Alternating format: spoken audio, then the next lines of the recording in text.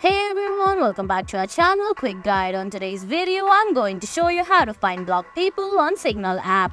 It's very quick and easy, so let's get started. First, open the Signal app on your phone. If you don't have the app yet, you can get it from Google Play Store or the Apple App Store.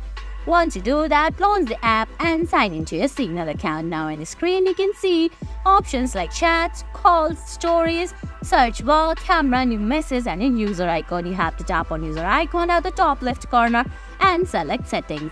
Under settings, you're gonna find options like account, link devices, donate to Signal, appearance, chat, stories, notification, etc. You have to tap on privacy, which is right below notification. There you can see the second option there is blocked. Just tap on it, then you can find the blocked users on your interface. And guys, that's it. That's how you find blocked people on Signal app. I hope you found this video helpful. If you did, please give it a thumbs up, leave a comment, subscribe to our channel and hit that bell icon. See you in the next video. Thanks for watching.